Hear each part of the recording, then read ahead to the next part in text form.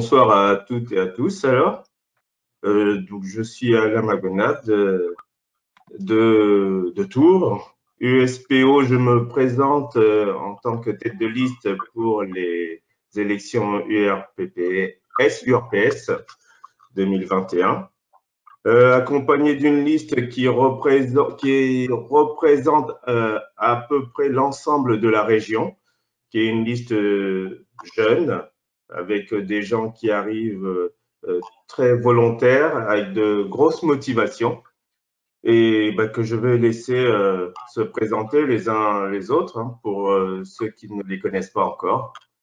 Je commencerai par Cyril, tiens. Merci Alain, bonsoir à tous. Du coup, moi c'est Cyril Julien, je suis pharmacien d'officine dans le 18 à Neuvy-sur-Barangeon. Donc c'est une officine qui est située un peu entre Salbris, Vierzon et Bourges. On est sur une pharmacie rurale. Je suis très fier de faire partie de cette liste. Je trouve qu'elle me correspond. Je vois ce dynamisme, je vois cette expérience. Donc moi je suis partant ce soir. Je suis adhérent à l'USPO depuis pas très longtemps, ça va peut-être faire maintenant peut-être 7 à 8 mois ou 6 mois. Je suis jeune installé depuis le 1er décembre 2019. Et ce que j'aime à l'USPO, c'est tout ce dynamisme donc, qui nous a été utile surtout pour la période Covid. Tout ça, ça m'a conforté dans mon choix de choisir ce syndicat. Dynamisme aussi, on le voit par le e-congrès en ce moment, donc il y a beaucoup d'informations. Il y a les visios du dimanche matin, tout ça, ça m'a conforté dans le choix d'être à l'USPO. Donc voilà, je te redonne la parole, Alain. Ouais, merci. Alors, je vais donc donner la parole à Ulrich. Bonjour Alain. Bonjour à tout le monde. Donc moi je m'appelle Ulrich Akodjenou. Je suis pharmacien installé à Barjouville, c'est dans le 28, petite bourgade juste à côté de Chartres. Moi je suis installé depuis 5 ans maintenant, à l'USPO depuis un peu plus d'1 an et demi. Le syndicalisme, franchement, au départ, j'étais assez loin de ça. C'était vraiment pas une problématique pour moi. Je voyais ça un petit peu de loin. Voilà, dans mes problèmes du quotidien, voilà, recevoir quelques notifications par-ci par-là. Et par opportunité, en fait, j'ai pu participer à des réunions avec des adhérents du SPO, mais des adhérents actifs. Et puis j'ai vu une passion, franchement, un dynamisme que je ne pouvais pas imaginer de gens qui défendent vraiment la profession. Voilà. Et avec une vision claire, en fait, de la profession et de ce qu'ils voulaient pour l'avenir de la profession. Ça m'a interpellé et puis surtout, j'ai adhéré parce que c'est la vision que moi aussi j'ai de la pharmacie d'officine. C'est la vision pour laquelle aussi je me suis investi en officine et pas dans les autres filières depuis la fac. Et c'est ça qui m'a fait adhérer à l'USPO, vraiment. Et puis avec les opportunités sur le 28 où effectivement on avait peu de gens, ça m'a permis de mettre le pied à l'étrier et puis voilà, d'être là pour défendre les valeurs de l'USPO. Voilà, pour le pharmacien professionnel de santé. Très bien. Eh bien, on va passer la parole à Étienne, alors. Étienne Le Pape. Alors, moi, du coup, je suis pharmacien installé à Saint-Cyr-sur-Loire. Je suis dans le 37, donc en Indre-et-Loire. Je suis installé en tant que titulaire, là, ça va faire un peu plus de 4 ans.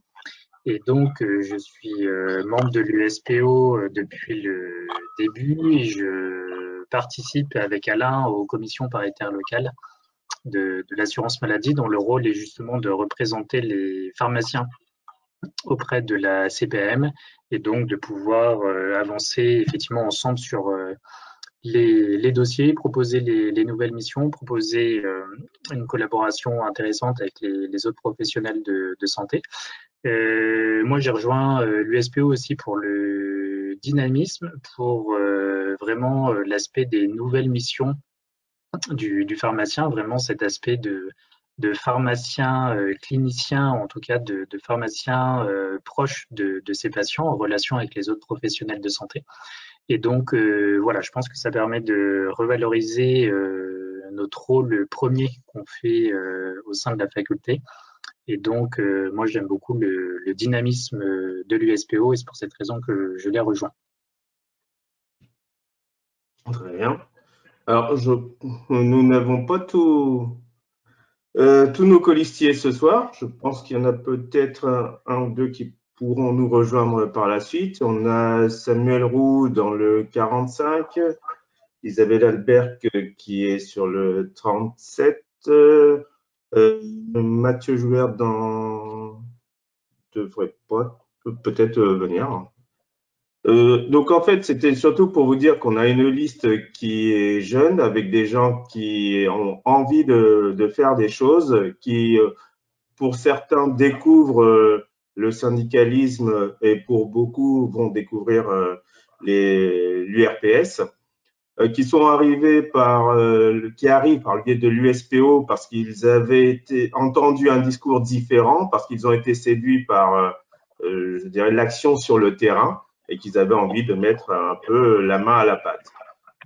Pour ma part, ça a été toujours ce dynamisme, hein, c'est ce dynamisme qui m'a fait arriver à l'USPO. Je pense comme pour Ulrich, un peu par hasard, c'était pas quelque chose de voulu ou de recherché, mais à force de parler, à un moment, il faut passer à l'action. Et je trouvais qu'en fait, j'étais en résonance avec les propos qui étaient tenus à l'époque par l'USPO. Et comme j'y suis toujours, c'est que je pense que je suis toujours en résonance avec ce qui est fait, ce qui est pratiqué. Maintenant, pour pouvoir porter plus loin ces paroles, le système est ainsi fait aujourd'hui. Il faut que l'on soit suffisamment représentatif de la profession.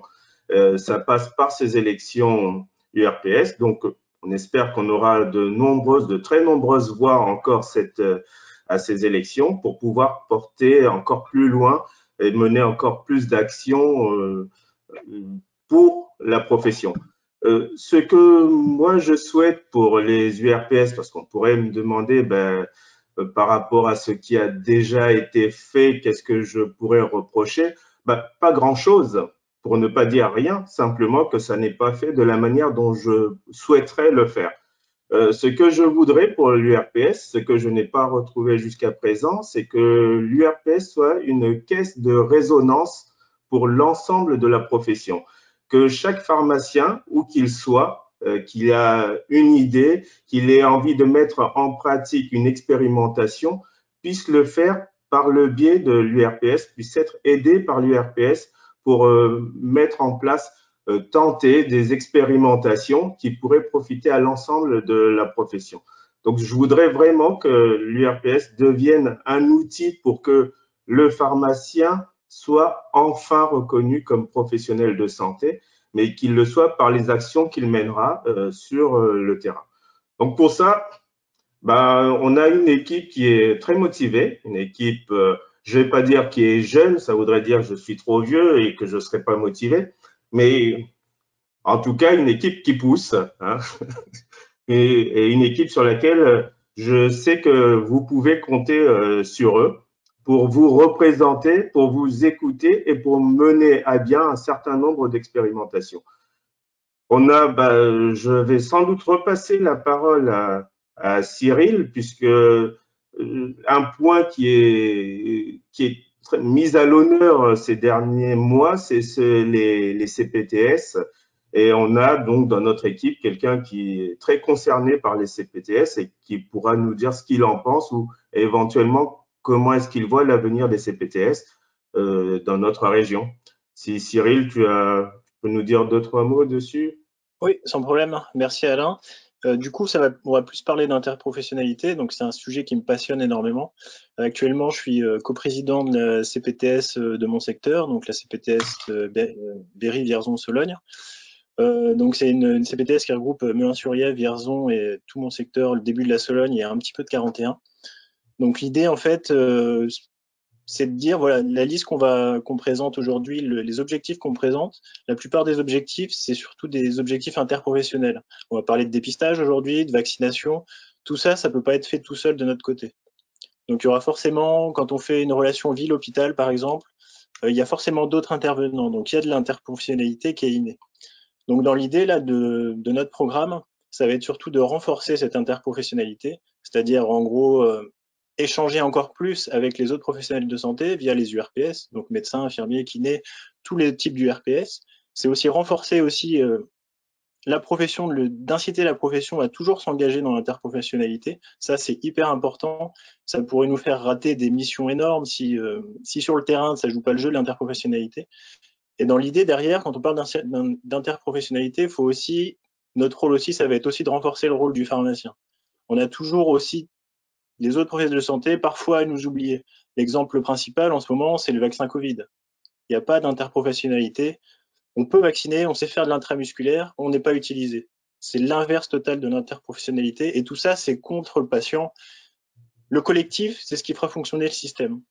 Donc, dans l'idée aujourd'hui, c'est de se dire, bah voilà, nous, en tant que, si on était élu représentant URPS, en quoi on peut vous apporter pour vous aider dans ce cadre-là. Donc, il faut déjà savoir que l'interprofessionnalité, il y a différentes façons de la faire. Soit on la fait de façon, de son côté, tout seul, non formelle, c'est-à-dire sans structure. Donc, on fait notre travail, on fait une mesure d'hypertension, de tension, on voit qu'il y a une hypertension, on contacte le médecin, on dit voilà, j'ai un patient, il fait 20 de tension, qu'est-ce qui se passe? Ça, c'est l'interprofessionnalité, c'est-à-dire qu'on transmet une information. L'idée aujourd'hui, comment c'est organisé, c'est l'interprofessionnalité, il y a une façon aussi de la faire de façon structurée. Donc à travers différentes structures. Alors on retrouve les équipes de soins primaires, donc les ESP ou les CPTS, les communautés professionnelles territoriales de santé. Donc nous, notre liste, l'idée, c'est de vous pousser tous en tant que pharmacien à vous impliquer dans ce système. Pourquoi? Parce que le pharmacien aujourd'hui, il a plein de nouvelles missions. Il a des nouvelles missions. Alors aujourd'hui, on va parler des entretiens comme ça en exemple de chimio oral ambulatoire. Si chacun on le fait de notre côté tout seul, on ne va pas être intégré dans les protocoles. C'est-à-dire que si demain, il y a un protocole qui est réalisé dans une CPTS pour la prise en charge de la chimiothérapie orale, peut-être que dans ce protocole, on arriverait à mettre les pharmaciens en disant, voilà, à un moment, vous pouvez faire aussi un entretien pharmaceutique. Donc l'idée d'être dans les structures, c'est de travailler comme on le faisait avant, mais finalement mélanger avec les autres professionnels de santé. Donc après, nous, en tant que, si on était élu, l'idée, c'est de, voilà, en tant que pharmacien, vous avez envie de vous impliquer dans l'interprofessionnalité, nous, on vous pousse, on vous aide. C'est-à-dire que, alors, si on parle d'équipe de soins primaires, l'équipe de soins primaires, en gros, pour en résumer, ça va être une équipe de professionnels de santé proches qui va se regrouper dans une structure, tournée vers la patientèle locale. Et puis après, sinon, c'est une notion qui est difficile à expliquer, mais nous, on peut vous aider à la construire. C'est-à-dire qu'on peut vous aider à faire un dossier auprès de l'ARS, on peut vous aider à monter ce type de projet-là, et là, nous, on peut vous pousser. Donc, c'est là où, voilà, nous, on a un rôle à jouer, c'est de vous pousser tous individuellement à jouer cette interprofessionnalité de façon collective. Je ne sais pas si j'ai été assez clair ou si vous avez des questions peut-être à me poser. Donc voilà, Alain, je te redonne la parole. Et si j'ai peut-être un dernier mot à dire, même si vous faites de l'interprofessionnalité tout seul dans votre coin, même vos élus et RPS peuvent vous aider parce que si les autres professionnels de santé autour de vous n'ont pas forcément envie de jouer le jeu, à votre initiative, vous pouvez monter une équipe de soins primaires. Vous pouvez aussi monter des projets via les CPTS et nous, derrière, on peut faire caisse de résonance. Donc ça, c'est hyper important à le savoir. Faut pas hésiter. On a un rôle à jouer énorme. Voilà, je te redonne la parole, Alain. Merci Cyril. Donc, oui, je reprends. J'ai le micro. C'est bon. Donc, en fait, ce que l'on constate, c'est effectivement qu'il y a nécessité de mettre en place un certain dynamisme, ou plutôt de continuer dans le dynamisme qu'on sait que les pharmaciens se sont découverts avec cette période Covid. Et au cours de cette période, on a tous découvert qu'on était capable au sein de nos différentes officines, peu importe la taille, mais qu'on était tous capables de mettre en place des choses. L'idée, c'est de ne pas laisser retomber cette dynamique. L'idée, c'est également qu'on ne redécouvre pas ou qu'on ne découvre pas les URPS tous les 5 ans, en fait. L'idée, c'est que pour chaque pharmacien, l'URPS soit un outil quotidien, au quotidien. L'idée, c'est que chacun des pharmaciens puisse s'approprier l'URPS. On a tous des idées. Il y en a qui peuvent être facilement applicables et il y en a qui pourraient en fait rapporter à l'ensemble de la profession. Mais pour ça, il faut qu'on puisse avoir un organisme qui permette d'être à l'écoute, qui permette de faire remonter, qui permette ensuite de redescendre à l'ensemble des pharmaciens. On a une belle dynamique en ce moment. En fait, il ne faut pas la laisser retomber. Il faut effectivement, pour qu'elle ne retombe pas, que l'on puisse travailler différemment de ce que l'on a pu faire jusqu'à présent. Donc, différemment, c'est peut-être dur à entendre dire. Ça ne veut pas dire que c'était mal fait auparavant, mais ça veut surtout dire que ça n'était pas fait de la même façon. Donc, il faut nous donner la possibilité de vous montrer qu'il y a une autre façon de faire, que je pense que cette autre façon de faire sera plus intéressante, sera plus efficiente et permettra de faire participer plus de confrères. C'est pour ça que j'ai besoin que vous votiez pour cette liste USPO. Pour le dynamisme, on a vu qu'on était capable de vacciner, on savait qu'on pouvait faire des dépistages et je ne sais pas si Étienne est toujours là, mais je pense que c'est un domaine sur lequel Étienne pourrait nous dire 2-3 mots également. Je ne sais pas si Étienne, tu es là? Ouais, c'est bon, je suis là, je t'entends. Je vais juste couper la caméra pour que le son passe bien. Donc, t'inquiète, je suis là. D'accord. Si tu peux nous dire 2-3 mots à ce sujet? Oui, bien sûr. Alors, je pense qu'effectivement, la crise du coronavirus qu'on vient de vivre a mis en évidence un petit peu malheureusement les latences ou les difficultés du système médical actuel, notamment vis-à-vis des déserts médicaux, vis-à-vis de l'accès aux soins, de la disponibilité de certains produits, de la possibilité de se faire tester. Et donc, les pharmaciens ont su répondre présent dès les premiers jours, par exemple, au travers de la distribution des masques, en étant un relais important et même essentiel auprès des autres professionnels de santé pour qu'ils puissent continuer de travailler. Et donc, chacun des pharmaciens a pu se mettre en place. Je rejoins l'interprofessionnalité qui a été créée, et notamment au travers des réseaux, notamment celui de la CPTS, qui a permis effectivement, par exemple, pour le département de l'Indre-et-Loire, de faire une cartographie qui a indiqué pour chaque pharmacie le nombre de masques disponibles, le nombre de gels hydroalcooliques, qui a permis effectivement de rendre service aux autres professionnels de santé. Ça a continué pendant tout l'été et puis à la rentrée, on a eu les tests antigéniques où les pharmaciens, là encore, ont su répondre présent de manière assez efficiente, rapide et volontaire. Ça n'a pas forcément été évident, il a fallu se former, il a fallu expliquer, mais les patients étaient demandeurs, on a su être complémentaires des laboratoires d'analyse médicale qui se sont retrouvés dans certaines régions rapidement débordés. Ça a permis d'apporter une solution effectivement aux professionnels libéraux, notamment les infirmières qui se déplaçaient à domicile. On a pu donc les fournir en boîte de tests antigéniques et donc les permettre de se rassurer lorsqu'elles allaient à domicile. Pareil pour les médecins. Et donc je pense que voilà, on a su répondre présent, on a su être dynamique, on a montré notre efficience, notre organisation. On a également répondu extrêmement présent pour la vaccination, pour la grippe, où cette année, ça a été vraiment une très forte sollicitation de la part de la patientèle, où en une semaine, on avait vacciné plusieurs milliers de personnes. Et on a bien vu que la couverture vaccinale avait augmenté de manière importante, et cela toujours en complémentarité par rapport aux médecins et aux infirmières. Les patients étaient demandeurs, on a été à court de vaccins et on a su encore une fois répondre présent. Le réseau a montré son efficience pour pouvoir commander effectivement d'autres doses et continuer de répondre à la demande. Et donc l'idée, voilà, ça serait de continuer sur ce dynamisme qui est lancé, de pouvoir continuer à proposer la vaccination à l'ensemble de la population, d'étendre la vaccination sur les autres vaccins qui sont disponibles, et notamment le vaccin HPV. Voilà, dans d'autres pays, on le sait, notamment en Australie, ils sont en train de vacciner les filles, ils sont en train de vacciner les garçons. Ce sont des étapes importantes qu'il ne faut pas louper en France. Et là encore, le pharmacien, il est disponible, il est présent, il est formé, il a les compétences nécessaires pour, tout en remplissant effectivement le carnet de vaccination et de permettre cette interprofessionnalité avec les autres. Pour le dépistage, faut continuer sur notre lancée. On a fait les tests sérologiques dans un premier temps, on a fait les tests antigéniques dans un second temps.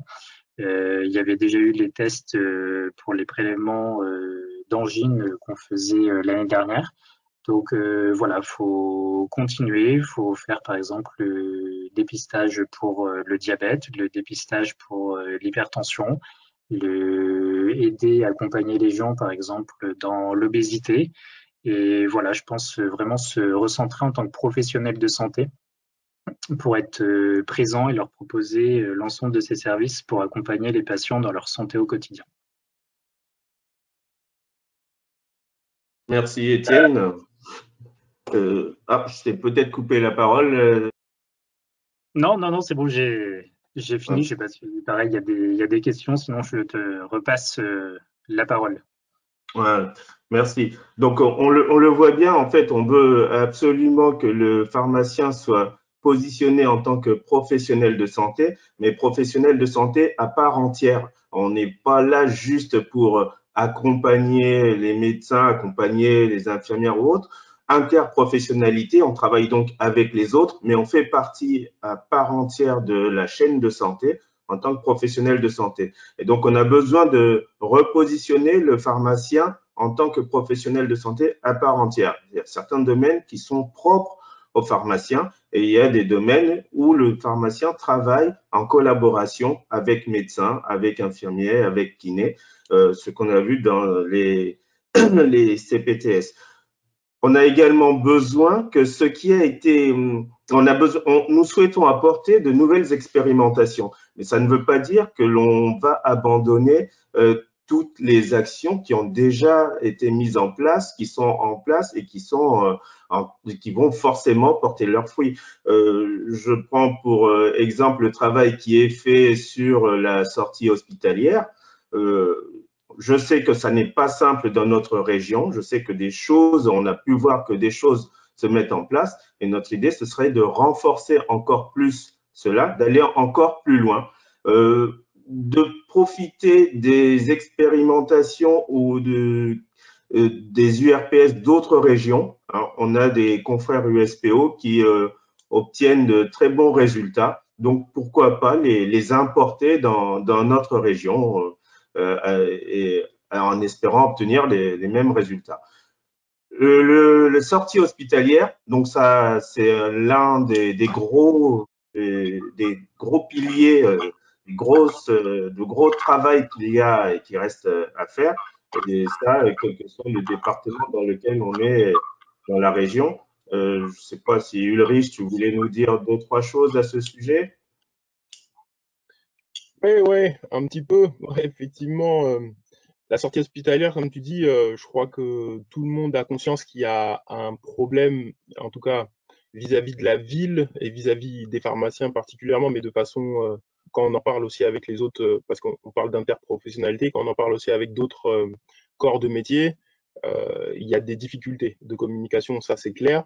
Mais sur le côté pharmacien, vous êtes tous au comptoir, vous connaissez tous votre quotidien, etc. Il y a des patients qu'on ne voit plus pendant un certain temps et puis qui réapparaissent et on dit, bon, bah, ils étaient à l'hôpital, ils étaient hospitalisés, ils ont eu du matériel, ils ont eu des stomies, ils ont eu enfin, voilà, du matériel pour lequel le pharmacien n'a jamais été consulté et n'a même pas été informé. Et en 2017, alors là, je m'appuie sur des enquêtes, justement sur un travail qui a été fait déjà par des adhérents de l'USPO dans d'autres régions, notamment région PACA, où ils ont mené des expérimentations, ils sont basés sur des enquêtes. Et une enquête en 2017 qui expliquait un petit peu sur ces questions-là, l'état des choses. Deux, trois chiffres. Apparemment, sur le matériel médical, seuls 5% des sorties hospitalières les pharmaciens ont été informés sur 5% des sorties hospitalières en ce qui concerne le matériel médical. Quand il s'agit d'ordonnances, généralement, ça se passe mieux, apparemment 40%. Mais pour le matériel médical, c'est 5%. Pour l'oxygénothérapie, c'est encore pire. On est à 1, voire 2%. Voilà. Pour dire en gros qu'il y a toute une partie en fait, de la prise en charge des patients, une fois qu'ils sont rentrés à l'hôpital, qui sort complètement des radars pour le pharmacien. La difficulté, c'est que, la moitié des patients ne sont pas au courant qu'ils ont le droit en fait, de choisir le professionnel qui va les accompagner à la sortie. L'autre difficulté, c'est que 80% des patients s'en plaignent.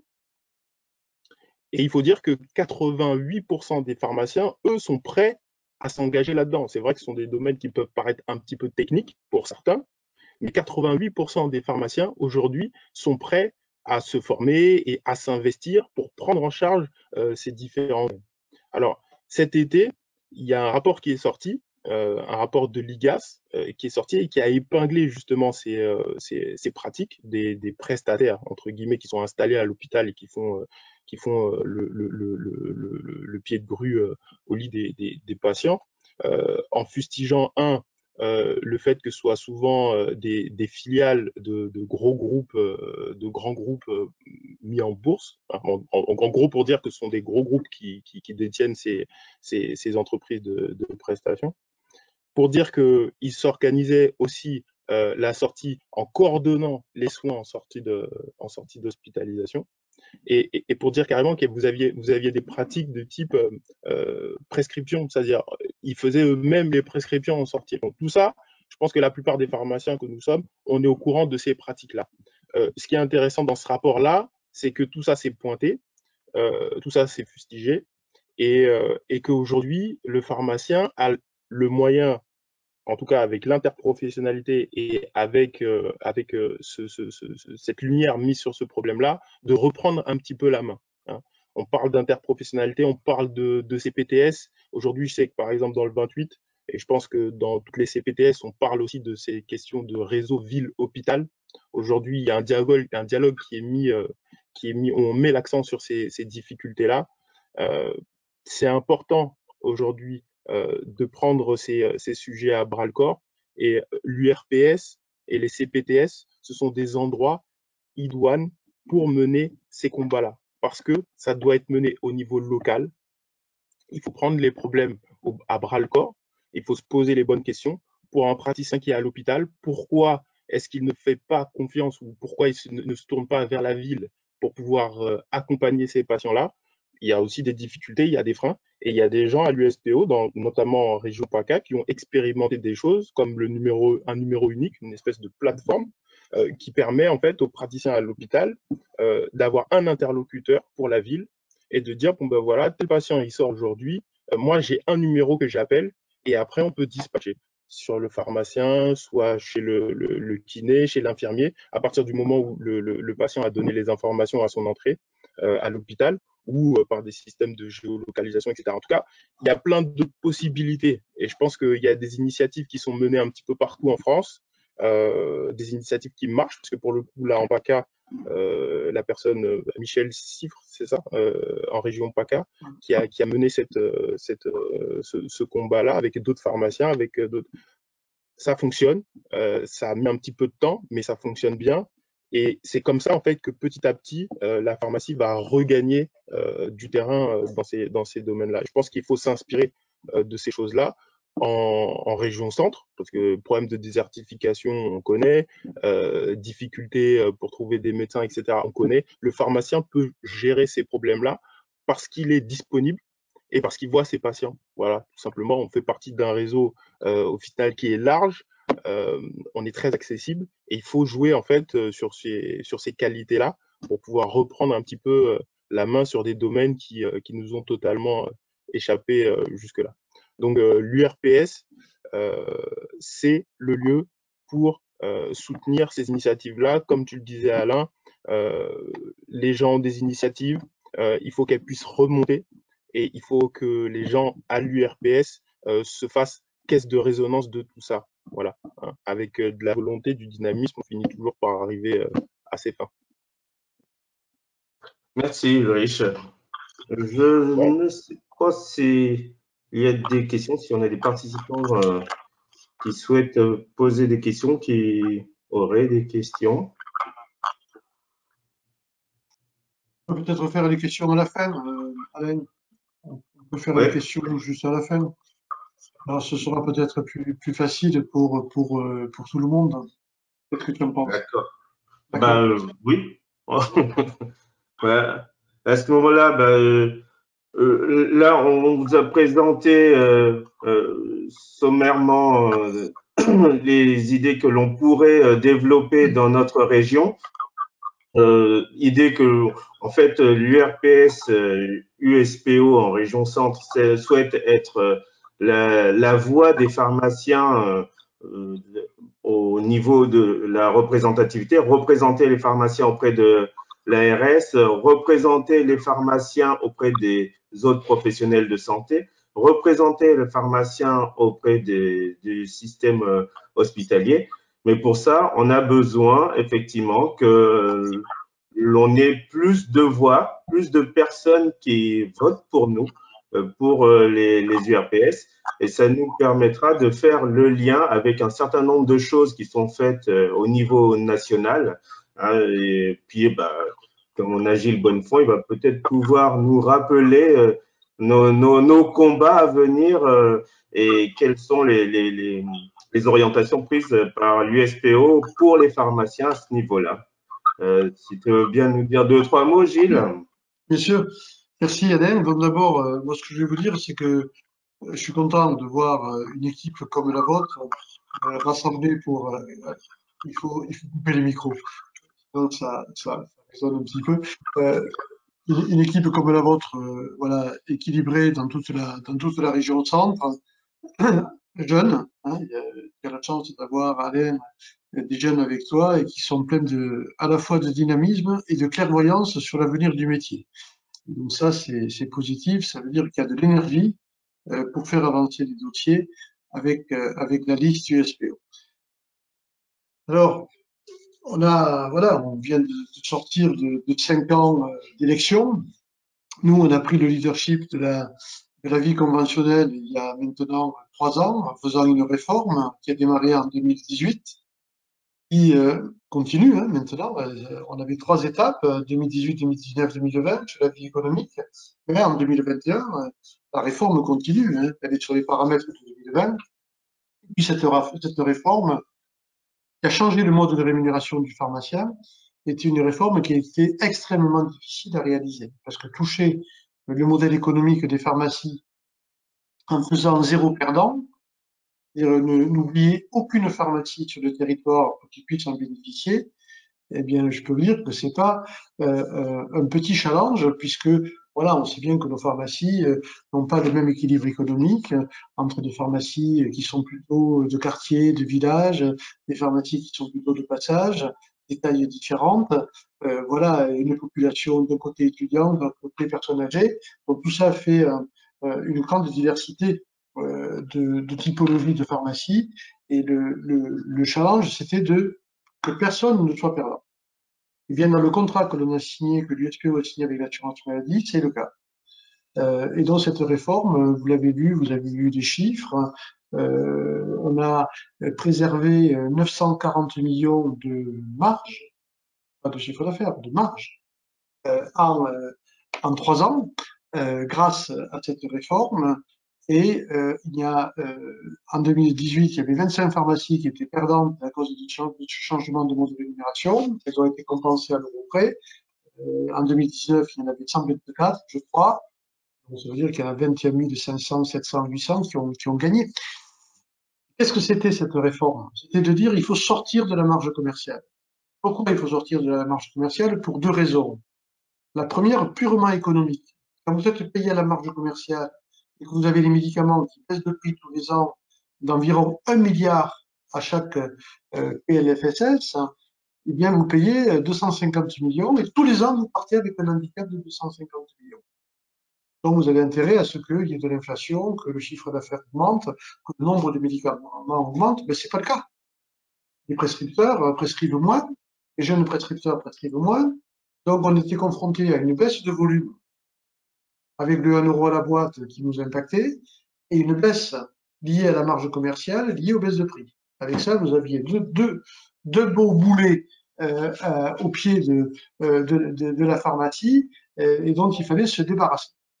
C'est ce que nous avons fait en transformant la marge commerciale, en la diminuant, en honoraires indépendants des prix, indépendants des volumes. Ce sont les fameux honoraires de dispensation pour personnes âgées, à chaque ordonnance, pour des médicaments spécifiques, bien qui permettent à la fois d'améliorer la marge, puisqu'on a fait ça avec une amélioration de marge, et qui permettent de résister à la crise.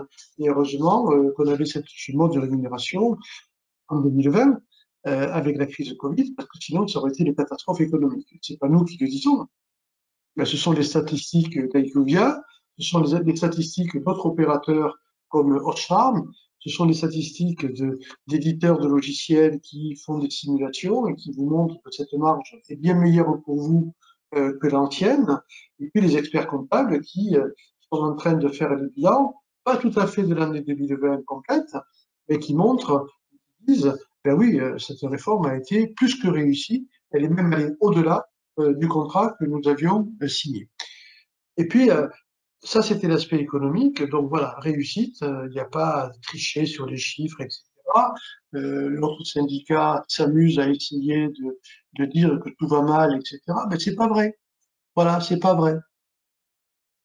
Et parce que ils n'ont pas signé, ils essaient de justifier leur non-signature. Et vous savez pourquoi ils n'ont pas signé? Ils n'ont pas signé tout simplement parce qu'ils savaient que 3 ans après, il y aurait une campagne électorale et qu'en général, celui qui signe perd. Mais il perd pas parce qu'il a signé.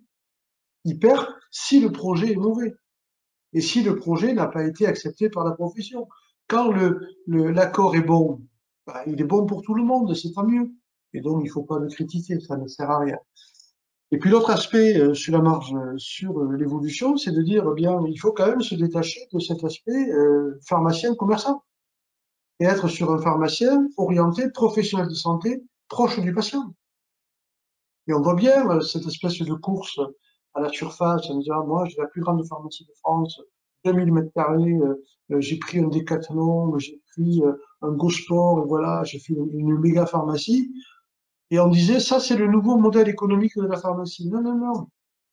C'est un modèle économique, mais c'est pas le modèle de la pharmacie. Le modèle de la pharmacie, c'est d'être à proximité du patient. On va dans une pharmacie, on va rencontrer le spécialiste du médicament, son pharmacien, qui va vous accompagner dans les traitements, dans la prévention et dans le dépistage. Et c'est pour ça que vous rentrez dans une pharmacie. Alors oui, vous pouvez aussi vendre des crèmes solaires et d'autres dispositifs de compléments alimentaires, ça n'empêche pas. Mais l'image de la pharmacie, c'est un pharmacien professionnel de santé qui travaille avec les autres professionnels du territoire et pas un commerçant de proximité. Sinon, on peut perdre beaucoup dans cette affaire. Et donc, tout le travail de l'USPO a été de rétablir depuis 4 ans cette image à travers des actes forts, l'évolution du mode de rémunération. Et puis, on a fait accélérer le métier, mais comme jamais. En 3 ans, c'est ce que vous avez relevé, c'est tout ce qui est prévention, dépistage, la vaccination contre la grippe, demain la vaccination contre la Covid, les tests antigéniques, la continuité des soins au moment de la crise, on a renouvelé les traitements alors que les ordonnances étaient expirées, mais on s'assurait que le patient était stable et on assurait la continuité des soins, ce qui prépositionne le pharmacien correspondant qu'on a introduit dans la convention dans l'avenant 19 de fin décembre de 2019. Donc on est prêt pour rentrer dans une stratégie d'accompagnement des patients avec un dispositif qui est déjà dans la convention pharmaceutique, le pharmacien correspondant. Donc un énorme coup d'accélérateur du métier, mais on va aller plus loin. Comme tu le disais, Étienne, voilà, le dépistage, oui, c'est dépistage cancer colorectal, risque cardiovasculaire, apnée du sommeil, voilà, diabète, bien évidemment, puis d'aller sur également la prévention sur le tabac. Le tabac, il faut qu'on puisse prescrire le sevrage tabagique, à être des initiateurs, et faire des entretiens motivationnels pendant les 6 premiers mois pour accompagner ce patient qui veut arrêter de fumer. Et le patch ne suffit pas, il faut l'accompagner, il faut le faire tenir pendant 6 mois parce qu'on sait que c'est là qu'il aura gagné et qu'il aura pas gaspillé en fin de compte tous les médicaments qu'on lui aura fournis, parce il arrêtera trop vite, même on ne pourra pas tout faire, hein. On pourra l'orienter vers un addictologue, vers un psychologue si c'est nécessaire, voilà. Mais nous, on peut faire une grande partie du travail, initier et accompagner avec des entretiens motivationnels. Et qu'est-ce que l'on donc bilan positif, réforme économique réussie, avec pour une première fois de la marge en plus en reconnaissant les valeurs du pharmacien plutôt clinicien et pas commerçant, et puis un coup d'accélérateur sur des nouvelles missions, avec bien sûr l'accompagnement des patients qu'on a simplifié, c'est payé à la ROS, puis c'est payé à l'acte pharmaceutique, et derrière le travail, ce n'est pas uniquement dispenser des médicaments, c'est à travers cet acte de dispensation, c'est accompagner, suivre les patients, voir s'ils sont adhérents à leur traitement, si l'adhésion est bonne, si l'observance est bonne.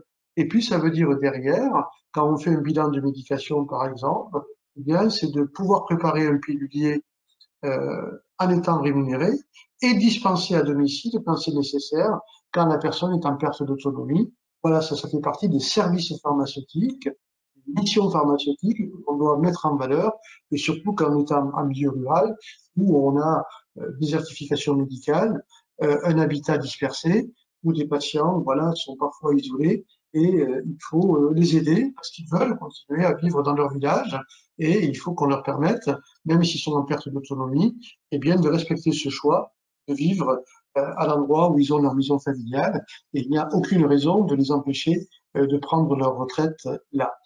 Donc c'est ça que l'on veut continuer à construire avec en s'appuyant sur la réussite. Et puis il y a un élément aussi qui est important dans la rémunération, c'est introduire cette notion d'intervention pharmaceutique. Alors on a déjà fait avec l'avenant 19 où on a pour la première fois topé une intervention pharmaceutique pour dire eh bien, je n'ai pas dispensé tous les médicaments que j'aurais pu dispenser. Et pourquoi je ne l'ai pas fait? Parce qu'en discutant avec le patient, il n'en avait pas besoin. Donc à quoi ça sert que je délivre 3 boîtes de Macrogol alors qu'il n'a plus de problème de constipation? À quoi ça sert que je délivre 10 boîtes de paracétamol alors qu'il n'en prend pas autant que ce qui était prescrit sur l'ordonnance parce que il a moins mal et puis en plus comme il est âgé, eh bien il vaut mieux éviter 4 grammes par jour. Hein. Voilà, c'est pas du tout fait pour faire du bien à ce patient et notamment à son foie. Donc de reconnaître que le pharmacien dispense, intervient sur l'ordonnance, et donc c'est ça une intervention pharmaceutique, pour voir sur l'ordonnance qui est envoyée de 6 mois, ce qui est nécessaire et ce qui n'est pas nécessaire. Et de rémunérer ce travail pour pas que le pharmacien soit uniquement pénalisé financièrement quand il ne dispense pas, alors qu'il fait bien son travail. Donc c'est, vous voyez, de remettre de la cohérence à travers de l'acte pharmaceutique à travers le mode de rémunération. La dispensation adaptée. Et bien sûr, on ne va pas s'arrêter là pour les interventions pharmaceutiques, on va en créer d'autres. Et on a déjà le travail qui a été fait par la Société de pharmacie clinique, qui a déjà hiérarchisé depuis 20 ans différentes interventions pharmaceutiques. Et nous, on veut prendre ce travail et l'intégrer dans la convention. Alors, ça veut dire quoi, un exemple concret? Eh bien, vous vous apercevez que le patient a été hospitalisé parce que son traitement, il y avait un problème. Quand il revient à la maison, l'ordonnance de l'hôpital a enlevé le diurétique et vous avez le médecin généraliste qui le represcrit quand il fait le renouvellement du traitement.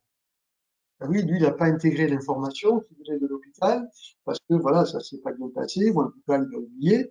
Et là, vous êtes en train de vous dire, est-ce qu'il a remis le furosémide parce que le patient en a besoin, ou est-ce qu'il a remis le furosémide parce qu'il n'a pas tenu compte du retour de l'hôpital? Et là, vous y passez un quart d'heure. le travail n'est pas reconnu. Et pourquoi il n'est pas reconnu? Parce qu'il reste quoi? Une facture à la fin. Donc, il faut identifier, parce que là, vous avez fait votre boulot, vous avez consacré du temps pour sécuriser le patient. Voilà, c'est pas, et c'est votre travail, c'est pas forcément que des erreurs de médecin, mais c'est un moment, mais bien d'être la corde de rappel, parce que voilà, on sait très bien que il peut arriver ce genre de choses, un changement de dosage, ça a dû vous arriver. Tiens, c'est bizarre, il vous avait mis le dosage supérieur, votre tension, ça va pas. Ah, mais si, il me l'a même pas pris. Ah oui, alors je vais lui passer un petit coup de fil. Ouais, ouais, tu remets comme la dernière fois. Bon, on remet comme la dernière fois, on explique au patient que c'est pas grave, tout ça va bien. Vous faites votre travail. Donc, sauf que vous avez passé du temps. Vous avez engagé votre responsabilité.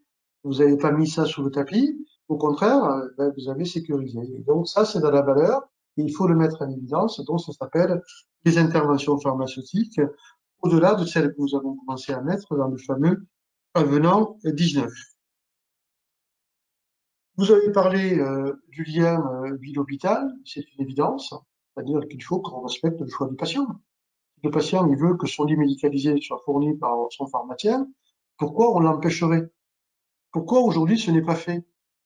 Donc il faut rétablir les choses, mais au-delà du matériel médical classique, dispositifs médicaux comme les poches de stomie qui sont parfois envoyées par un prestataire par la poste qui habite 400 km du patient parce qu'il est de mèche avec l'hôpital, c'est totalement insupportable. D'ailleurs, le patient ne comprend pas.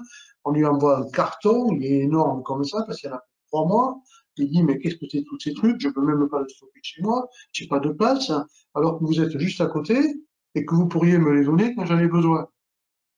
C'est un truc qui va pas. Mais au-delà de ça, nous, on va aller plus loin. On veut aller sur la pompe à insuline. On veut aller, bien sûr, sur la perfusion. On veut aller sur les appareils à pression positive, les appareils contre l'apnée du sommeil, les CPAP. Donc voilà, ce sont des techniques qui sont largement accessibles aux pharmaciens, mais pour l'instant, il en a été exclu.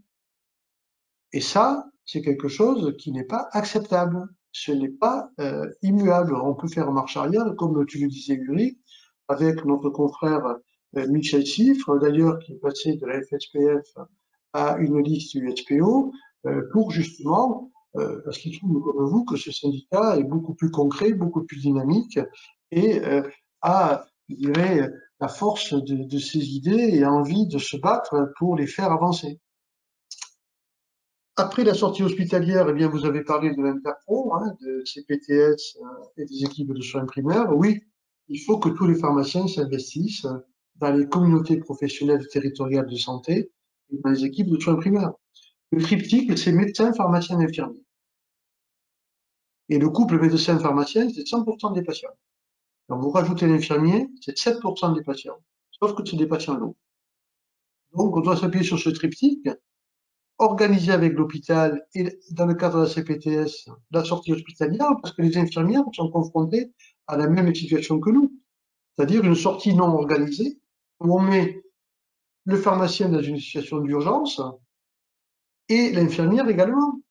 Quand on dit ça y est, il est sorti, il faut vite qu'on trouve une infirmière parce qu'il y a des injections à faire, que c'est du Lovenox et qu'on ne sait pas s'il faut l'injecter ce soir ou s'il faut l'injecter demain matin. Attendez, mais je ne sais pas s'il faut que je passe ce soir, etc. On met tout le monde sous tension de façon inutile. Donc, l'hôpital a recueilli le nom du médecin, le nom du pharmacien, le nom de l'infirmier. Il envoie l'ordonnance demi-journée avant. On a le temps de se préparer, de voir s'il y a un problème, s'il y a quelque chose qui ne va pas. Et quand le patient arrive à domicile, eh tout est déjà installé, tout est déjà prêt. C'est comme ça qu'on doit travailler.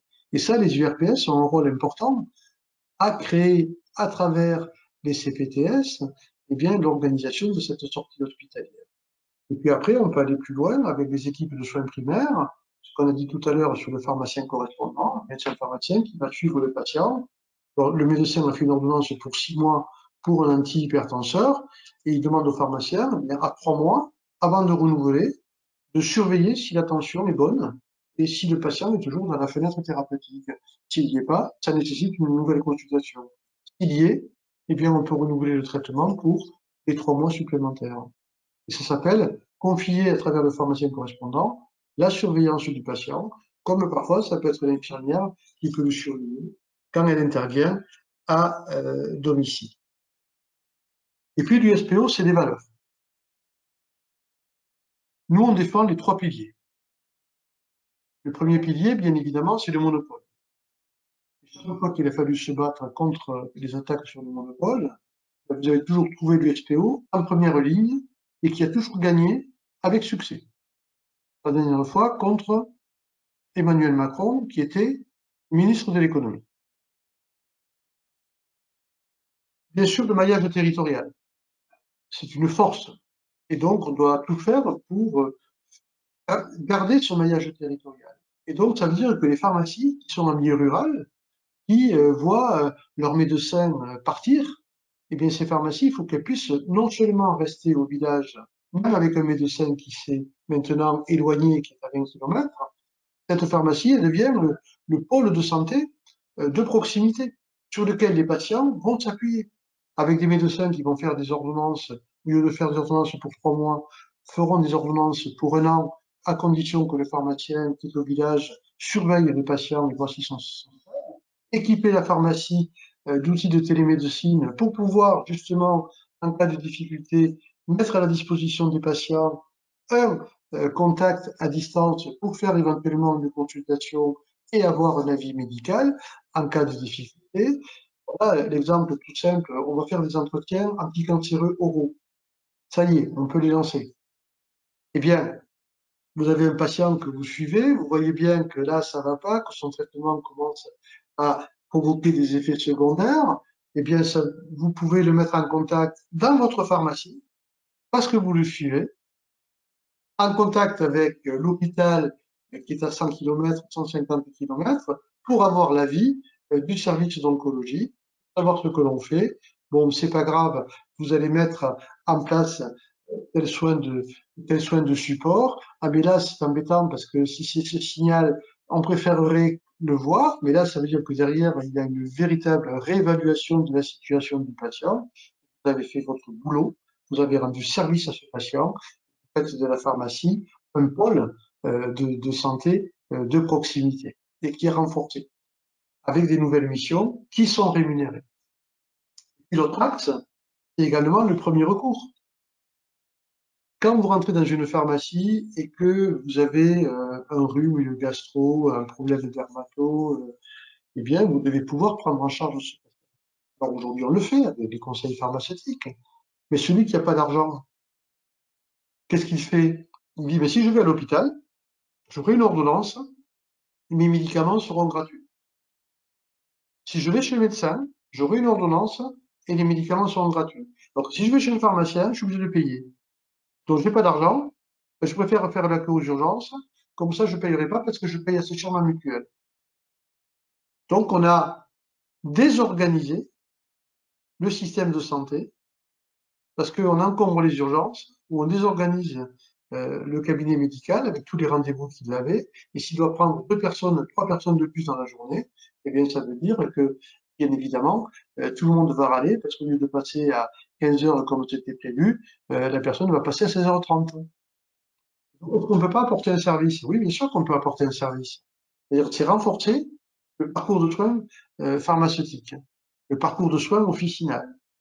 En faisant quoi? En faisant prendre en charge les médicaments conseillés par le pharmacien, par la mutuelle, en tiers payant, immédiat. Je fais un conseil, je suis connecté avec la mutuelle me donne un feu vert, vous avez conseillé pour 15 € de médicaments, les 15 € sont pris en charge. Ça va directement sur le compte de la pharmacie. Voilà. Ça s'appelle un tiers payant de 6e génération. Pas de papier, rien du tout, etc. Pas de rapprochement bancaire. C'est à la fin, on contrôle le ticket de caisse et ensuite, derrière, le virement. Voilà. Ça va vite. Et les patients, ils disent, qu'est-ce que c'est pratique, quand je viens chez vous, je ne paie pas, donc je vais plutôt venir chez vous, parce que c'est quand même plus pratique. Et en plus, vous avez des médicaments qui sont efficaces. Et puis, aller plus loin sur les protocoles nous permettant de délivrer aussi des médicaments à prescription médicale obligatoire. La promycine. Tous étaient confrontés à ça, à cette jeune femme qui vient quand les cabinets médicaux sont fermés, qui a déjà pris de la phosphomycine, mais il y a maintenant 6 mois, qui de nouveau est confronté à une crise. Et donc, voilà, et si vous l'envoyez à l'hôpital, elle reviendra avec une prescription de phosphomycine. Il y en a même qui le font par téléconsultation. À quoi ça sert? Vous avez un pharmacien qui peut poser les 3 questions qui vont bien, et puis qui peut délivrer la phosphomycine, et on avertit le médecin. Voilà. Okay. Bon, c'est ce qu'a fait le député Thomas Mesnier, d'ailleurs, qui a fait une belle intervention dans le e-congrès de l'USPO qui est en cours, qui a mis en place ça, mais il faut l'élargir à toutes les pharmacies. Qu'est-ce que vous faites aujourd'hui quand vous êtes confronté à une douleur dentaire, un abcès? Paracétamol, le gars, ça fait 3 jours qu'il en prend. Vous allez conseiller un bain de bouche, un coup de girofle. Donc, il faut pouvoir le prendre en charge. Oui, on met en place 8 jours d'antibiotiques, on met un antidouleur de 2e niveau, et en plus, on va contacter son dentiste pour lui dire, voilà, on met en place un traitement pour que son infection diminue, mais il faut que tu le prennes en charge dans les 8 jours, parce que tu ne peux pas le laisser comme ça, sinon ça va reflamber. Voilà. Ça, c'est du boulot. Ça, c'est des choses qu'on peut mettre en place très facilement et ça rend service à tout le monde, d'ailleurs, y compris aux dentistes, parce que d'ailleurs, le dentiste, quand il voit arriver quelqu'un comme ça, il prescrit et l'autre, il repart à la pharmacie. Bon, ben, on peut faire le boulot, bien sûr, avec des protocoles, hein, bien sûr.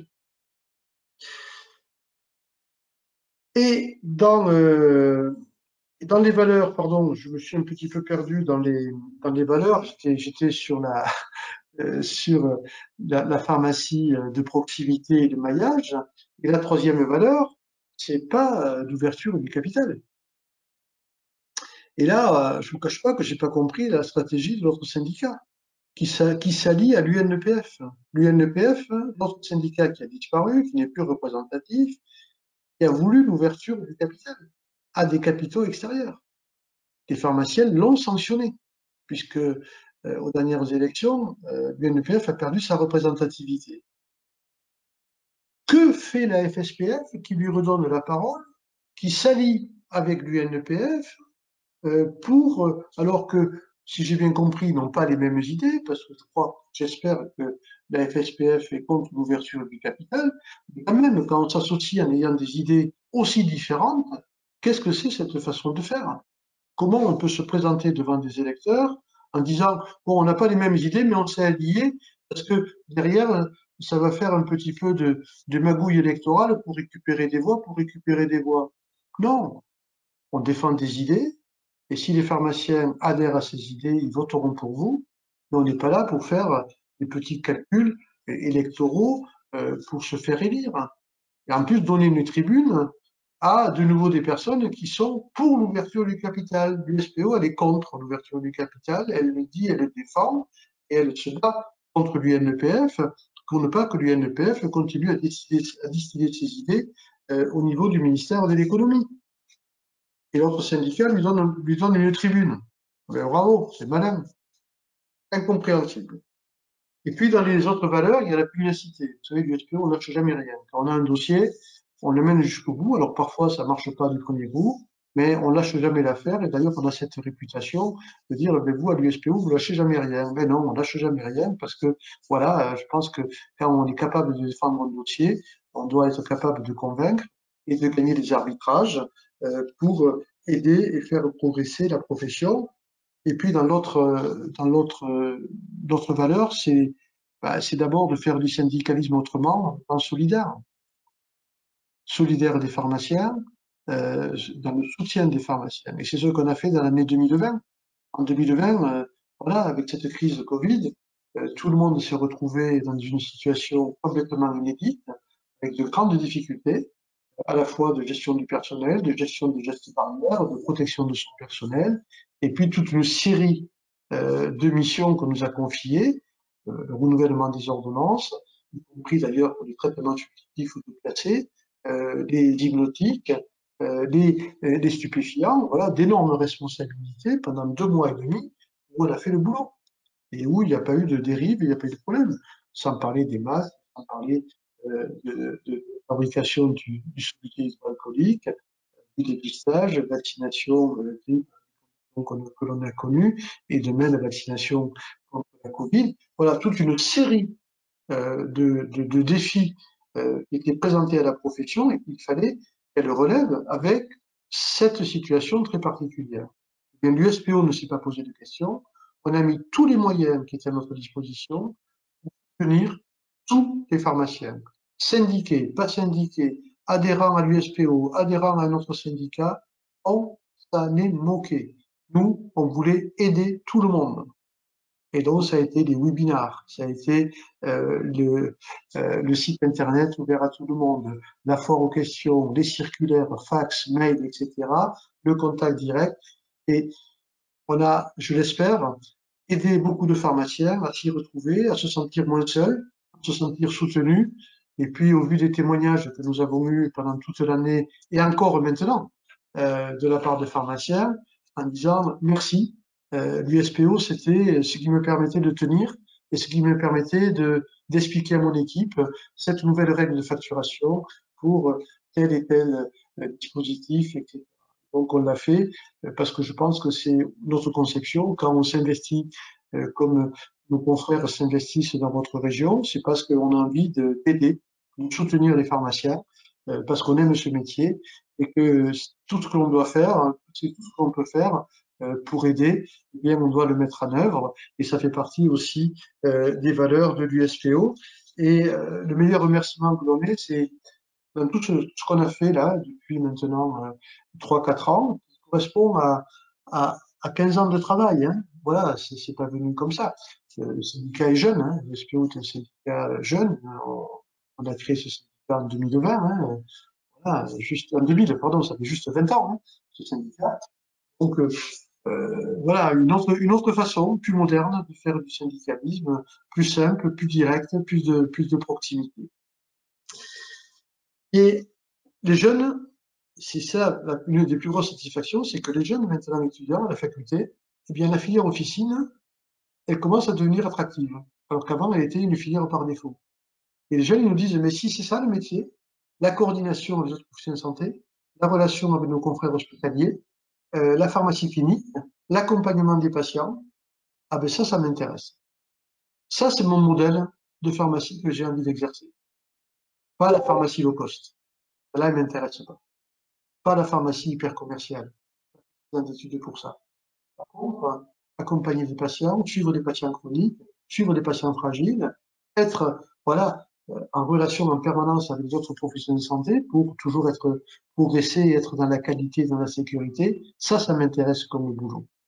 Et si on a été capable, l'USPO, de changer cette tendance et de rendre ce métier attractif, eh bien, ça veut dire qu'on a réussi à changer d'image du métier de pharmacien.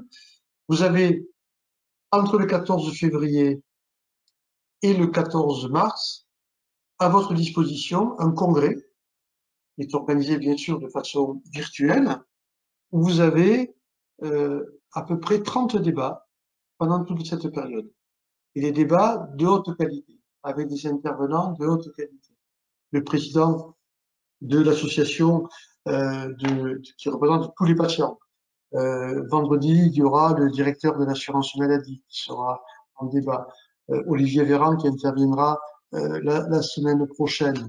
Un député, Thomas Meignet, une sénatrice, Corinne Imbert, qui interviennent également. Tous nos confrères responsables de l'USPO et têtes de liste qui interviennent aussi sur des sujets qu'ils souhaitent porter dans leur région, prévention, dépistage, etc. Tout ça, vous l'avez en accès libre dans ce e-congrès, donc je vous invite à, voilà, à y participer d'abord, et puis à regarder vers quoi on va s'orienter, quels sont les challenges de demain et ce qui nous attend. En tout cas, nous, on veut construire l'avenir, on ne veut pas le subir. C'est nous qui construisons l'avenir, on anticipe et on fait avancer ce métier. Et vous pouvez compter sur nous et toutes les équipes qui sont dans votre région pour porter cette conception, cette vision du métier de pharmacien que l'on souhaite pour l'avenir. Et c'est pour ça qu'on adhère à l'USPO, c'est pour ça qu'on participe à ces élections qui auront lieu entre le 31 mars et le 7 avril par un vote électronique. Et donc, merci si vous êtes convaincus d'y participer et de soutenir les candidats USPO dans votre région. Alain. Eh bien, merci. Merci.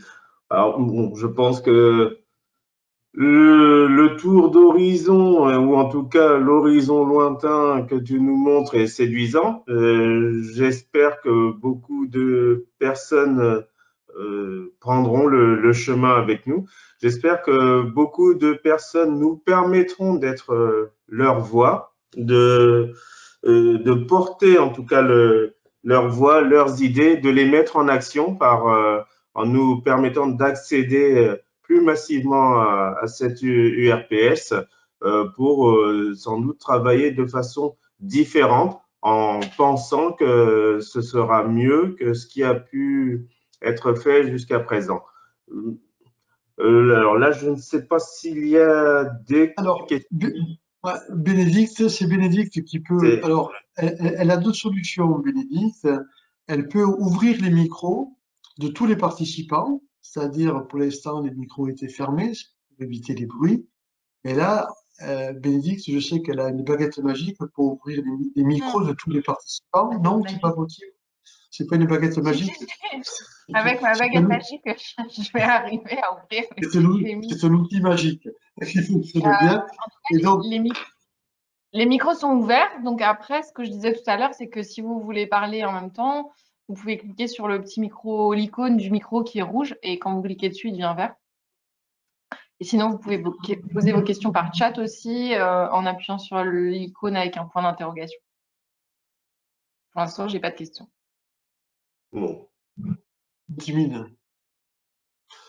En profiter. On est là pour répondre à toutes les questions, quelle que soit la question. Étienne, une question?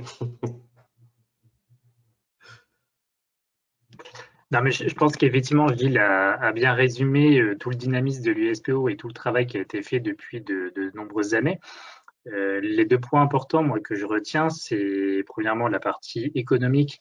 Et c'est vrai que l'objectif premier de la réforme, c'est vraiment de nous soulager, d'essayer de penser à autre chose, de se reconcentrer sur notre rôle de professionnel de santé, sans devoir gérer une entreprise qui peut être en difficulté suite à des mesures qu'on ne maîtrise pas et qui nous impacte fortement ou qui peut nous impacter fortement.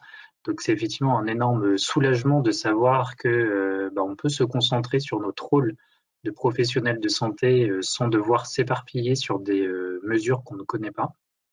Et puis la deuxième chose qui est importante, c'est effectivement toutes les nouvelles missions qui sont extrêmement enthousiasmante pour notre profession, pour les jeunes. C'est vrai que Gilles l'a rappelé, hein, les étudiants en pharmacie sont volontaires, ils sont disponibles, ils sont enthousiastes et c'est vrai que ça fait plaisir de vraiment donner un coup de nouveau à cette profession. Et voilà, on voit bien qu'effectivement dans la nouvelle génération des professionnels qui arrivent, toutes professions confondues d'ailleurs, hein, Gilles a parlé du triptyque médecin, infirmier, pharmacien. On voit de véritables coopérations avec les structures qui émergent, que ce soit les ESP, que ce soit les CPTS. Et donc, voilà, le pharmacien prend ou récupère son rôle de professionnel de santé en montrant ses compétences, sa disponibilité. Et donc ça, c'est vraiment quelque chose qui est motivant. Voilà, je pense que c'est le terme, c'est dans ces périodes moroses qui sont un petit peu tristes, qui sont éreintantes, qui sont éprouvantes, c'est réussir à trouver de l'enthousiasme et de la motivation. Ouais, c'est parfait. J'espère en tout cas que nos participants auront pu percevoir. Oui. Alors, c'est pas une question, mais c'est une remarque. Alors, je vous l'ai dit quand même. J'ai déjà reçu 2 mails, rien qu'aujourd'hui, des professions de foi de l'autre syndicat, mais rien de l'USPO. Il faudrait communiquer plus. Bon. On a entendu. D'accord. Ben oui, on va communiquer un petit peu plus. C'est vrai que Voilà, après, il faut regarder le contenu des professions de foi.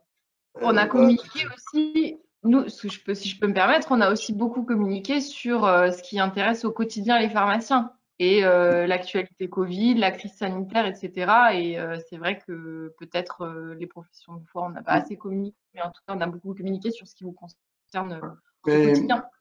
ouais, en tout cas, par rapport à cette remarque, c'est vrai que me fait rire parce que des fois, on se fait un petit peu alpaguer parce qu'on en envoie trop.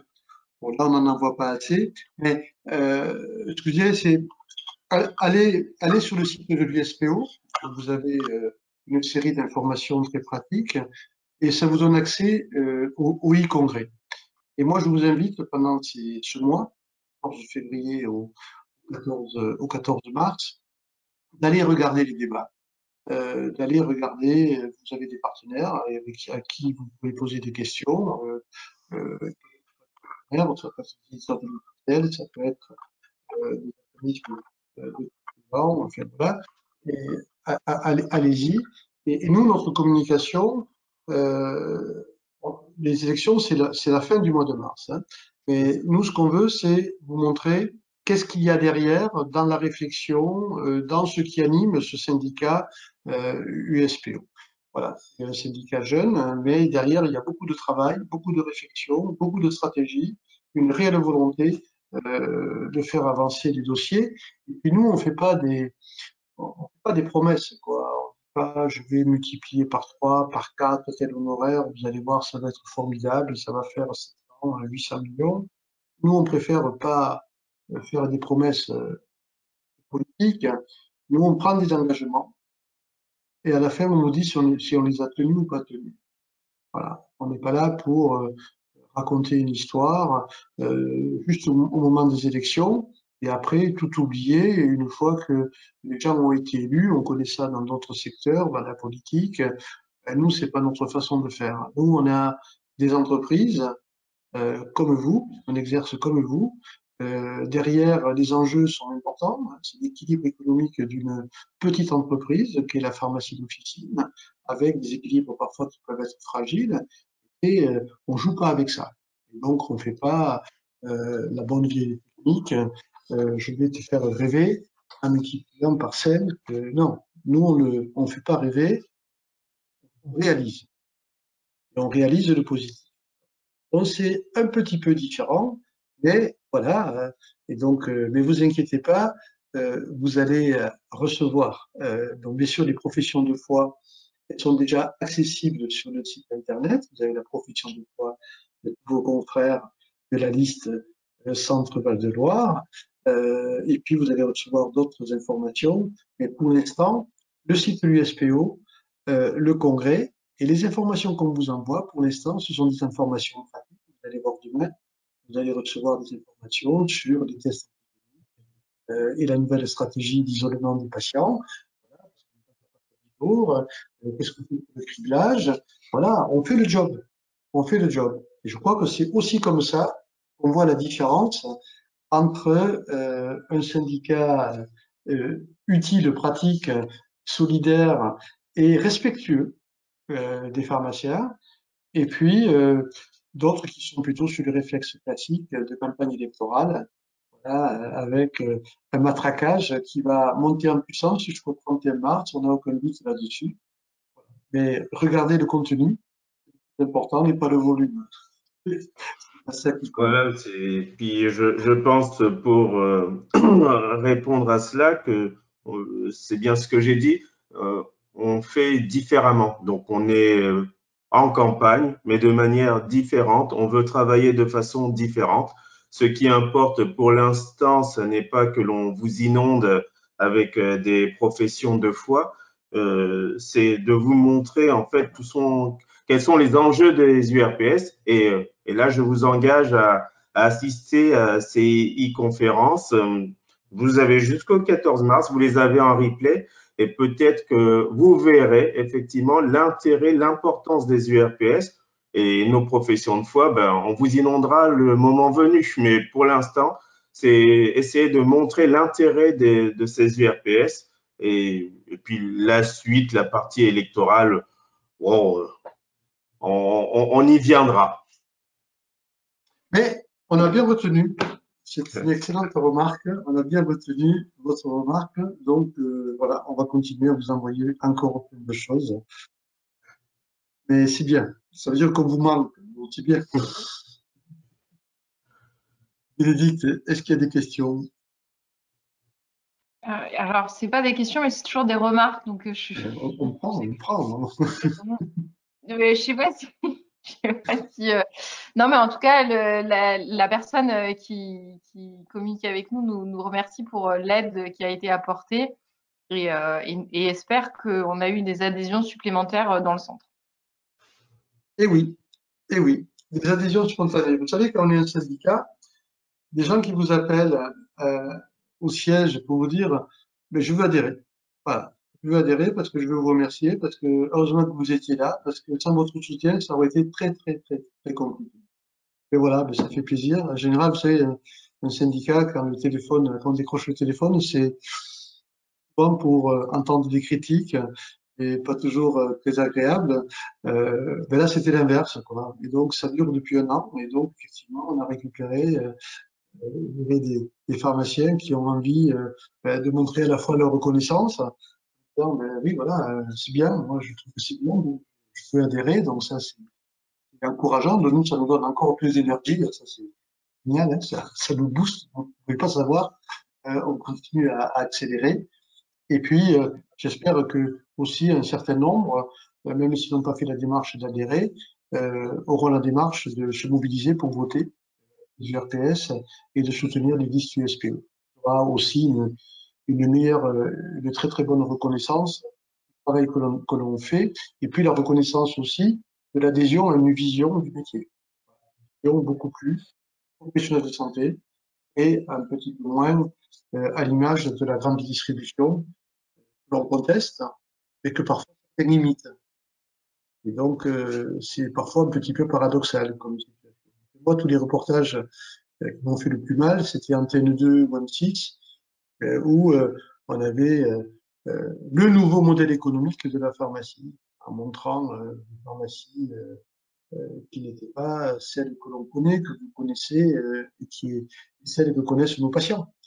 Les patients, ils adorent notre pharmacie de quartier, ils adorent notre pharmacie de village, mais c'est pas du tout celle qu'ils ont vue à la télé. Voilà. Et donc ça, c'est extrêmement destructeur. Le nouveau modèle économique. En gros, les petites, elles sont condamnées à mourir. Ça va pas, non? Qu'il y ait ces pharmacies, ça existe, elles sont dans des endroits particuliers, dans des endroits de passage, dans des zones hyper commerciales. Ça va, c'est pas grave. Ça existe, hein, et de dire que c'est ça qui fera la pharmacie de demain, c'est pas à ce type de pharmacie qu'on confiera les entretiens pour les patients sous anticancéreux ou les médecins, l'hôpital dire non, attendez, c'est pas. S'il faut prendre un caddie pour aller au bout de la pharmacie, pour aller faire un entretien anticancéreux, pas sûr qu'on arrive à convaincre beaucoup de monde. Donc voilà, après, il faut assumer ses choix, hein, ils ont fait ce choix, on l'assume. Voilà. Je veux une autre remarque. Oh, désolée, j'en ai plus. Et alors? Il n'y a pas d'autres remarques? Non. Bon, Alain, quelle heure c'est? Ah ben, on a fait une heure et demie, c'est bien. Est-ce que tu veux conclure et je conclue après, ou je commence à conclure et tu conclues en dernier? Comment tu veux qu'on fasse, Alain? Bah, je vais te laisser conclure et je mettrai juste un petit mot de fin. D'accord. Bon, moi, simplement, je disais en introduction, moi je suis ravi de voir cette équipe de jeunes qui sont installés depuis peu. Hein. Cyril nous disait, je crois que c'est Cyril, hein, décembre 2019. Ulrich, je crois que 1er décembre, ouais. 1er décembre 2019. Ulrich, toi aussi, il y a peu de temps. Toi, Étienne, un petit peu plus. Toi, je te connais un petit peu plus, mais tu es quand même jeune installé maintenant, puisque tu as pris les rênes de la pharmacie toute seule, et tu t'es engagé toute seule. Bon, mais ça fait plaisir, parce que voilà, d'avoir des jeunes qui s'investissent et qui viennent dans la construction des projets d'avenir que l'on va pouvoir construire ensemble au sein de l'USPO, en demandant l'avis de tous les pharmaciens, comme on le fait souvent à travers des sondages, etc., parce que bien évidemment, il faut s'assurer de l'adhésion au projet de l'ensemble de la profession. Ça, je pense que c'est comme ça que l'on continue à créer de la dynamique et à maintenir une jeunesse dans le syndicat, un esprit créatif, critique, ambitieux, d'anticipation et concret. Voilà, on parle des vrais sujets, on ne fait pas de la politique stratégérique ou des politiques d'alliance, ça n'a rien à voir. Ce qui m'intéresse, c'est le cœur du métier et répondre aux besoins des patients. Donc, si vous avez aimé l'USPO, depuis 2017-2018, 2018 la réforme, 2020 l'accompagnement, et si vous avez envie de plus du SPO dans les 5 prochaines années, eh bien il faut nous soutenir parce que le poids de chaque vote comptera pour la représentativité nationale. Comme il n'y a que 2 syndicats, il y en a un qui sera majoritaire et l'autre qui sera minoritaire. Et donc si vous aimez ce qu'a fait l'USPO, bien, il vaut mieux qu'à la fin, nous soyons majoritaires. Ça permettra d'aller plus vite sur cette vision de la profession. Merci pour votre soutien. Alain. Moi, je tiens d'abord à remercier toutes les personnes qui seront restées jusqu'au bout, qui auront pu écouter. Ce que je tiens à dire, c'est qu'en fait, pendant très longtemps, on a parlé du virage de la profession. En fait, on pourrait continuer à en parler, mais le fait est que le virage, on est dedans, en fait.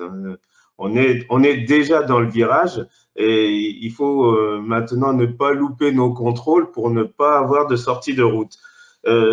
Pour ça, ben, on a besoin de toutes les énergies.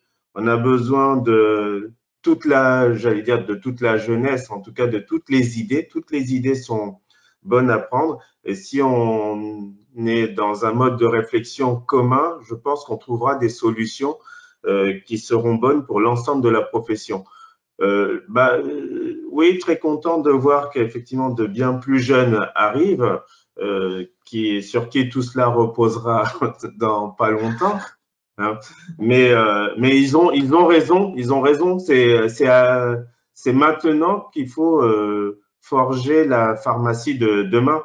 Et s'ils veulent qu'elle soit ce qu'ils en attendent, c'est à nous, de toute façon, dès aujourd'hui, de le prendre à bras le corps. Donc, jusqu'à présent, on a souvent réfléchi de manière, toujours de la même façon. Aujourd'hui, on a la possibilité d'avoir d'autres idées qui pourraient s'exprimer, d'avoir d'autres façons d'agir et surtout d'accentuer, en fait, de conserver toute la dynamique qu'on a vu naître avec ce Covid, toute la dynamique qu'on a vu naître avec les initiatives USPO sur les 4-5 dernières années. Donc, pour que ça puisse continuer, pour que la pharmacie puisse devenir ce que l'on souhaite, eh ben, on aura besoin de toutes les voix pour ces élections. Et toutes les voix compteront. Et si vous nous permettez, si vous souhaitez que l'on devienne vos porte-paroles, que l'on devienne vos voix, votez USPO aux prochaines élections. Merci. Et moi, je remercie Alain parce que tu as pris la tête de cette liste dans la région centre et je te remercie de la confiance que tu portes et merci d'avoir réussi à rassembler une équipe autour de toi. Bravo. Merci. On se revoit, c'est dimanche, hein, dimanche, ouais, dimanche à 10h, un webinaire et avec beaucoup d'actualités. Vous allez voir de nouveau encore, on a de l'actualité sur les tests antigéniques, sur la vaccination Covid, bien évidemment. Et puis, il y a encore le piquage. Et puis, voilà, d'autres points que l'on va évoquer, comme également les traitements d'anticorps monoclonaux pour les patients qui sont immunodéprimés et qui attrapent le ils sont dépistés positifs et c'est un nouveau traitement. On va leur administrer. Il faut les administrer dans les 5 jours pour être efficace à ces patients à risque pour les empêcher de développer des formes graves de Covid. Donc, ça va être mis en place dès la semaine prochaine et les pharmaciens vont être sollicités. Alors, bien sûr, c'est des médicaments qui sont dispensés à l'hôpital, mais nous, notre rôle, c'est d'informer cette population fragile pour leur dire qu'au moindre signe, ils viennent faire un dépistage, donc faire un test antigénique immédiatement après un criblage, parce qu'il faut savoir quel est le type de variant, parce que les médicaments ne fonctionnent pas sur les variants, ou très peu sur les variants brésiliens et sud-africains. Pour les autres, pour l'anglais, ça marche, sauf qu'il faut administrer ce traitement qui coûte 2000 € dans les 15 jours et ça évite les drames. Donc voilà, on va caler ça aussi dès dimanche. Et puis, on va avoir de l'actualité également sur l'expérimentation du cannabis thérapeutique qui va arriver très rapidement au courant du mois de mars pour les patients à l'expérimentation, hein, bien sûr, mais voilà, les centres hospitaliers qui s'occupent de la douleur vont, il y a déjà 208 centres qui sont portés volontaires pour prescrire ce cannabis thérapeutique. Et, et donc, c'est les pharmaciens qui vont le dispenser. Alors, bien sûr, qui seront expérimentateurs pendant 2 ans. Mais voilà, on voit bien que là aussi, on a choisi le réseau officinal pour bien apporter ce nouveau traitement aux patients qui n'arrivent pas à s'en sortir avec les autres. Donc, ce sont des choses qui montrent encore que le métier n'arrête pas d'évoluer, que ça va très vite. C'est intéressant. Donc, dimanche, ouais, venez. Il n'y a pas de l'info, comme d'habitude. Merci et à dimanche alors. À bientôt. Bien joué, à dimanche. Merci à tous. Au revoir. Au revoir. Merci à tous.